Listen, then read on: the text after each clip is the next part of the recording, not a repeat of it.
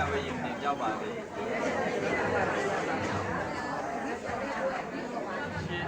်တို့ဝိုင်းတော့မပြီးတော့ဘူးဗျာဝေဒနာတွေပိတ်ကြဝေးရင်ပြင်ပြောက်ပါစေ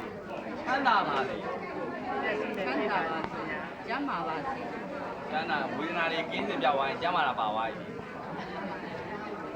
အဲ့တော့ဝေဒနာပြောက်တာနဲ့ကျမ်းမာတာနဲ့ဘယ်လိုလဲequal အဲ့တော့မေတို့ရဲ့ကျမ်းမာပါစေဝေဒနာတွေပိတ်ချရွယ်ရင်ပြင်ပြောက်ပါစေသာသနာပြုနိုင်ပါစေဝိပဿနာတရားများလည်းအားထုတ်နိုင်ပါစေဒါဘုံမှာလုပ်ပေးတာသလာမာလီကောလည်းဘယ်အားလုံးပဲကျမ်းမာခန္ဓာလူရဲ့ခန္ဓာအားလုံးပြည့်ပါသည်ဗျာအဲ့တော့မေတို့ရဲ့မေတ္တာလေးကိုရင်ခံယူပါမယ်ပြီးမှလားကျမ်းမာပါဆရာလည်းကျမ်းမာပါပြီချမ်းသာပါပါအားလည်းရည်ပါစေတက်တော်ရကျိုးရှိပါစေ